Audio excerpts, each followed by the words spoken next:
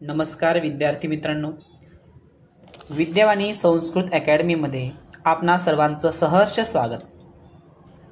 इयत्ता 10वी संस्कृत विषयामध्ये आपण मागच्या 2 व्हिडिओमध्ये बघितलं की वाच्य परिवर्तनम कुरुत आणि त्वं स्थाने भवान योजयेत।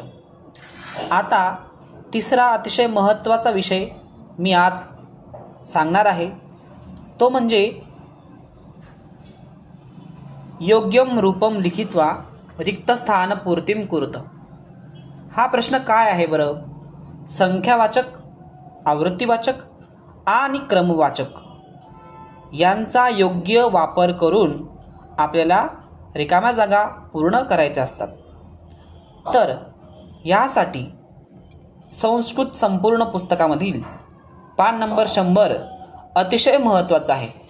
बोर्डामध्ये लक्षात घ्या, दरवर्षी याच पानावरचे सगळे प्रश्न विचारले जातात। अतिशय महत्त्वाचा हा विभाग आहे, अतिशय महत्त्वाचा घटक आहे। याच्यामध्ये बघा, आवृत्तीवाचक म्हणजे काय असतं की एखादी गोष्ट पुन्हा पुन्हा रिपीट करणं। आपण जसं मराठीत म्हणतो की 1 वेळा, 2 वेळा, 3 वेळा, म्हणजे काय की पुन्हा पुन्हा आपण त्या गोष्टीचं रिपिटेशन करतो, आवृत्ती करतो, म्हणून त्याला म्हणतात आवृत्तीवाचक। मग संस्कृतमध्ये याला काय म्हणायचं, कसं म्हणायचं? जसं मराठीत म्हटलं की 1 वेळ, मी दिवसातून 1 वेळ जेवण करतो। अहम दिने एकवारम। 1 वेळ म्हणजे काय? 1 वेळ म्हणजे एकवारम। 2 वेळ म्हणजे द्विवारम। 3 वेळ म्हणजे त्रिवारम। 4 वेळा म्हणजे चतुर्वारम। 5 वेळा म्हणजे पंचवारम। 6 वेळा म्हणजे षटवारम। 7 वेळा म्हणजे सप्तवारम। 8 वेळा म्हणजे अष्टवारम। 9 वेळा म्हणजे नववारम। 10 वेळा म्हणजे दशवारम। 10 पर्यंतच अधिक करून प्रश्न ते विचारतात आपल्याला। एक उदाहरण आपण घेऊयात आवृत्तीवाचकचं। बघा, पुस्तकामध्ये एक वाक्य आहे, दिनस्य डॅश लोकयानम आगच्छति। दिनस्य डॅश लोकयानम आगच्छति आणि पुढे आपल्याला नंबर आहे 9, आकडा आहे 9। तर काय होणार?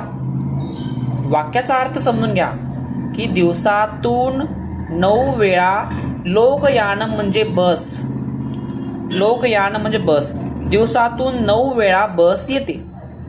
9 वेळा, मी जसं सांगितलं की 9 वेळा म्हणजे नववारम।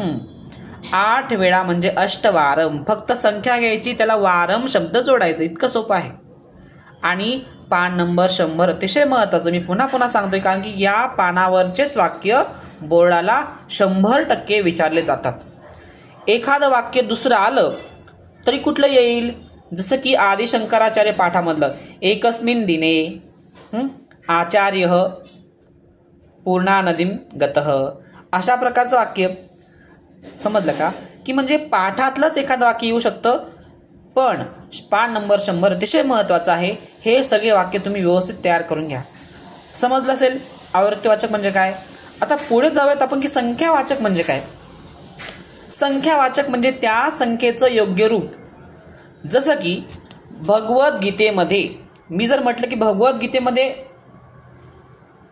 700 श्लोक आहेत, हे आपल्याला माहिती आहे, 700 श्लोक आहेत। पण अध्याय किती आहेत? 18 अध्याय आहेत।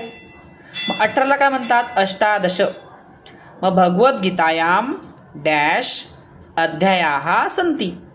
लक्षात घ्या, भगवद्गीतायाम डॅश अध्यायाः सन्ति।